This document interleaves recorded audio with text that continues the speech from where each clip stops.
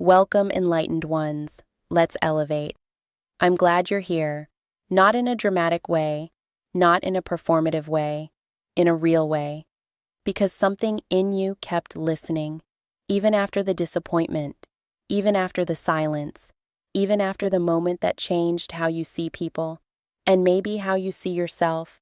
This is for the version of you that loved honestly, the version of you that trusted without armor, the version of you that didn't see the knife coming because you were too busy believing in connection.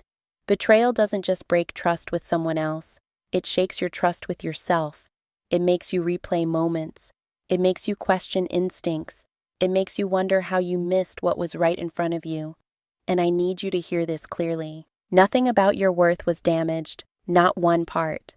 Betrayal does not downgrade the value of the one who was honest. It only exposes the limits of the one who wasn't. But I know that doesn't stop the ache. Because betrayal doesn't just hurt, it disorients. It turns familiar ground into something unstable. It makes your heart hesitate where it once moved freely. And suddenly, self-worth feels like something you have to rebuild instead of something you just had. You start wondering if you were too much, too trusting, too available, too forgiving, too real. And the world loves to twist that knife by telling you that you should have known better, that you should have seen the signs, that your pain is proof of naivety. But listen to me. Your pain is proof of courage. You showed up without disguises. You didn't calculate love like a transaction. You didn't withhold yourself to stay in control. You chose authenticity. And authenticity always risks betrayal in a world that benefits from masks. The problem was never that you loved deeply. The problem was that someone benefited from access they didn't deserve. Self-worth after betrayal isn't about becoming harder. It's about becoming clearer. Clearer about what you tolerate. Clearer about what you give. Clearer about who gets access to your inner world. You don't need to shrink your heart. You need to guard it with discernment instead of fear. Because fear will make you punish yourself for someone else's lack of integrity. And that's not healing. That's self-abandonment wearing the costume of protection. You don't rebuild self-worth by telling yourself you won't feel again. You rebuild it by remembering who you were before someone mishandled you. Not naive, not foolish, open, present, alive. And maybe you're sitting with anger right now. Anger at them, anger at yourself, anger at the time you can't get back. That anger isn't a flaw. It's information. It's your system saying something mattered. It's your dignity asking to be restored. But anger doesn't mean you harden your heart. It means you draw a line. It means you stop explaining yourself to people committed to misunderstanding you. It means you stop negotiating with behavior that already told you the truth. Betrayal teaches you that access is sacred. Not everyone deserves proximity to your emotions. Not everyone deserves to know your fears. Not everyone deserves your forgiveness on demand. And here's where self-worth begins to rise again. When you stop asking why they did it, and start asking why you stayed longer than your spirit wanted to. Not to blame yourself, but to reclaim your power. Because the moment you stop chasing closure from the one who broke you, you start closing the wound yourself. And that is strength. Quiet strength.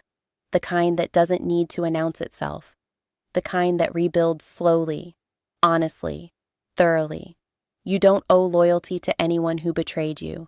You don't owe explanations to anyone who crossed your boundaries. You don't owe access to anyone who proved they couldn't be trusted with it. Self-worth after betrayal is learning to stand in your truth without softening it to keep others comfortable.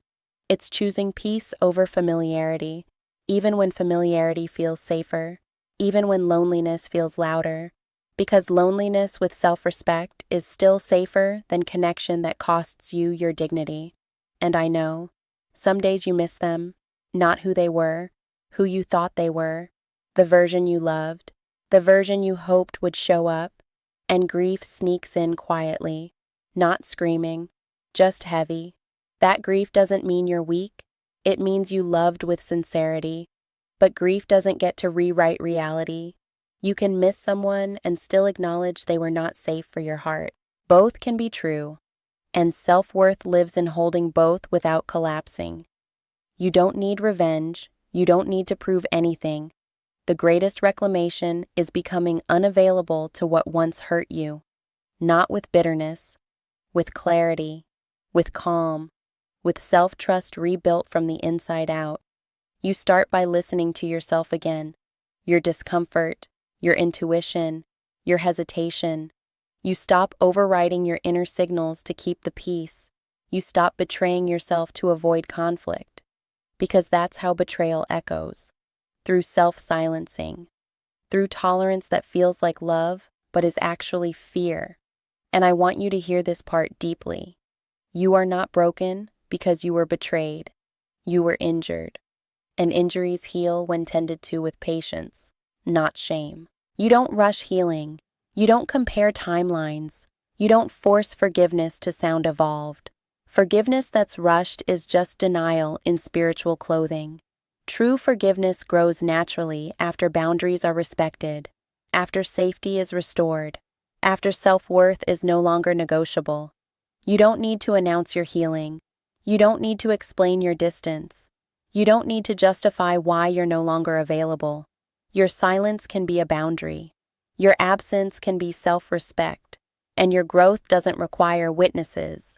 One day you'll notice it, how you no longer replay conversations, how their name doesn't tighten your chest, how your standards feel natural instead of defensive, how peace feels familiar again.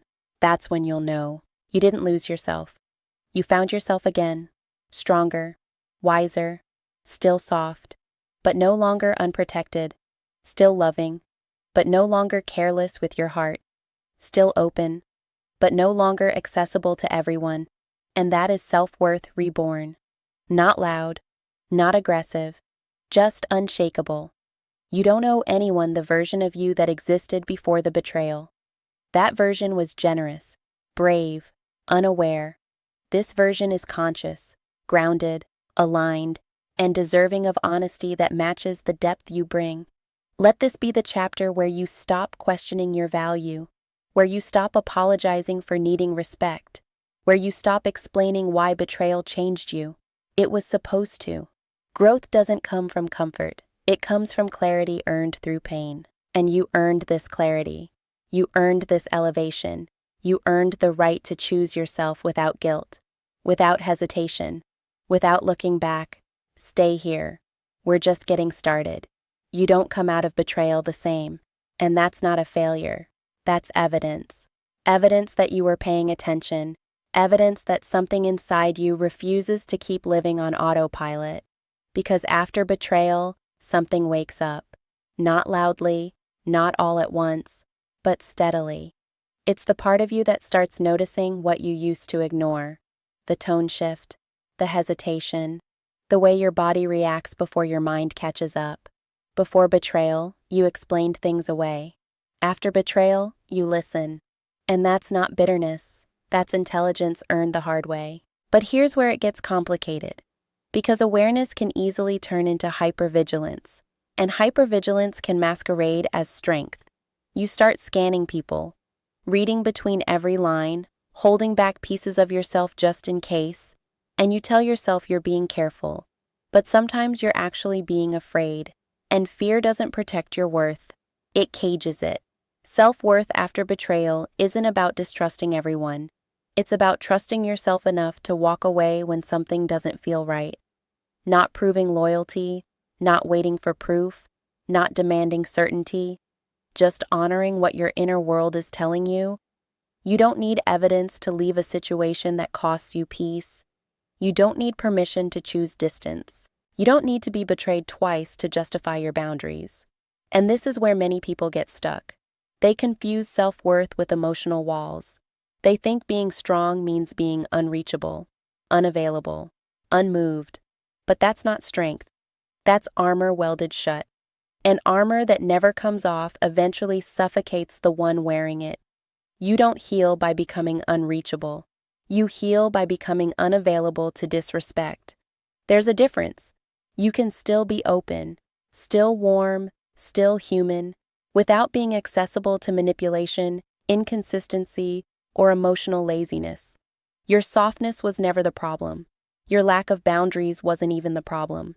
The problem was someone taking advantage of access instead of honoring it. So stop rewriting the story as if you were foolish. You were sincere. And sincerity is rare. And rarity always attracts those who want to take without giving. Self-worth is recognizing that your depth is not meant for everyone.